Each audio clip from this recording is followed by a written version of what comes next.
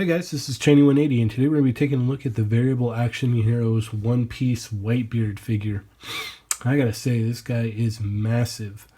Initial impressions of the figure, I dig it. It's cool, he's big. There's a couple issues with it, but for the most part, I mean, if you're a real big One Piece fan and you're a fan of the Variable Action Heroes line, this is a must-have. I mean, this guy stands at about 9 3/4, it looks like. And then his weapon's almost 15 inches tall. Absolutely massive. So let's take a look at the accessories first, and we'll move on to the figure. So he has an alternate kind of smiling face here, which is done pretty well. Decent paint applications. And got some shading along the jaw and whatnot. He had two open hands, or kind of relaxed hands here, which are nice. You get two hands to hold things with, which would mainly just be his weapon there. And then you get two fisted hands. And I have them in the effect piece here. It looks like shattered glass kind of. And there's two different pieces. There's one that snaps onto the fist, which you can see here. Here's the fist. And it kind of takes some finesse to get it in there. There we go. And as you can see, you got these little pegs here, or peg holes. And then you have matching pegs right on the piece here to just plug them in. So it looks fairly good. And then you get extra pieces for the bottom of the fist. So if he's hitting towards the ground or whatnot. I think this may be the other one. Let's see. So you can swap out the, I guess punching down piece and the fist punching piece. And you may have the wrong one there. It's kind of hard to line them up properly here.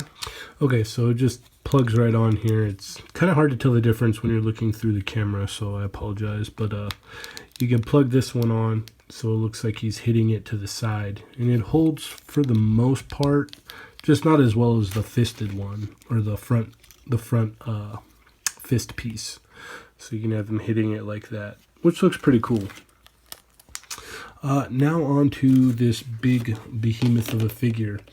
Let's check out the cape first, because this is just absolutely massive. Now on the back you have the Whitebeard insignia there, which looks good, and you've got a nice detail through the inside of the cape here, which looks nice. And then you've got a hinge there on the back, which will allow it to flap up a little bit if you like. And I think there's another, there's another. So there's two hinges here and one in the back, which allow it to flare out or flare back. As you can see, the paint apps look all nice on here. Got the ropes done nicely. The sleeves, all of the buttons, the lining. Nothing looks really sloppy, so it came out fairly well. I mean, for the price of the figure, you would expect something like that. Okay, now on to this guy. As you can see, his staff kind of thing here, I can't even get it on camera barely, but it's very, very large. It's massive as well. Let me go ahead and to put it on, you just pull off the bottom here, and you can slide on the hand, and then this just plugs back on like that. As you can see, the detail on this, it came out very nice as well.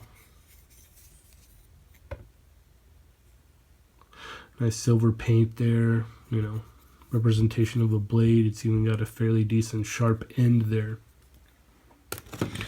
So let's go ahead and put this in his hand so you guys can see. And the joints are real tight to get the fists in, so to get him in a punching kind of pose there is a little complicated. But, you know, it holds the effect. It doesn't fall off. Everything looks pretty good. I'll go ahead and pop that off for right now. So now to the actual figure. He's got his scars there. Pants are done. Nice paint all over. Everything looks pretty good.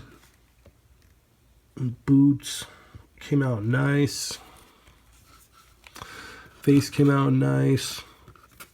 And then he also has the Whitebeard tattoo on his back, which is nice as well.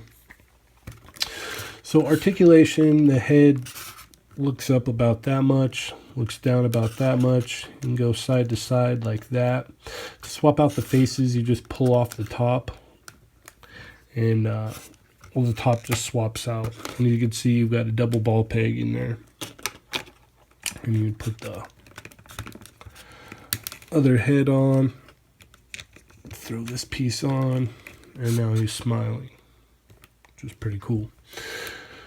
So we've got just a double ball peg there. Here we've got a, it's a pretty interesting joint here. We've got a butterfly joint, and then you've also got a up and down joint in that butterfly joint. And then you've also got a hinge in there as well. So the thing is it's real tight, and I'm scared to break it. But it hasn't broke yet, so that's nice. You got a bicep swivel here. You've got a double hinged elbow, which doesn't look too bad. Doesn't break up the sculpt all that much. You've got a hinge and a swivel in a ball joint there in the wrist, which looks pretty nice as well. Now here's the part where I ran into an issue, was with the, it pops off of this joint. You've got a double ball peg in the top torso, or connecting the bottom torso to the top torso, and it seems to just pop out fairly easily. So he can only crunch down about that far, and then he goes back pretty far. And you've got two separate ones. You got a ball joint, a double ball joint in here, and a double ball joint up top. So you can kind of combine those to get that. But once you reach a certain point, this thing pops off really, really easy, which is too bad. This is a loose piece. You've got a hinge here to move that around, or I think that might be a ball peg in there. Yeah, it's hooked up to a ball peg, so you just pop that right back on. Okay, now to the hips. He does have the drop down method there, so you can drop it down to get better articulation. So we'll drop that down, and they go up about that far. You've got a double hinged knee. You do get some gappage in there, but I doubt you're going to be, having him crouch down like that too much. You also get a swivel in the thigh right there, and then you can pop that back up. Now, as you can see, it's just, there's no connection here. It's just open, two different pieces from front to back, but the belt kind of helps cover that. We don't get a boot swivel there, but we do get like a true ball joint here, so you can kind of move this foot however you want. And then you do have a lovely ankle pivot, and you get a toe hinge there. So overall, like I said, if you are a big fan of this line, I highly recommend picking it up. It's definitely something that probably will go up in price later on, just simply because of how massive he is. But Variable Action Heroes is actually really good about re-releasing figures, so I could be wrong there. Hopefully I am, because there's some people that get into lines later on, and they don't want to pay a premium price for a figure that was available for a decent price.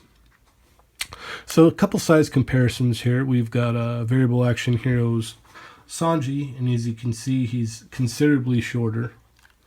And then you also have Luffy here, who's just fairly tiny. I don't have Ace, so I still need to pick up Ace to do, legit comparison. But here we have Boa, and Boa stands about that tall next to him. So that about wraps it up, guys. There's not really much else to say here. Thanks for watching the video. I recommend this figure. I think you should buy it. I recommend the whole line, actually. These are all really nice figures.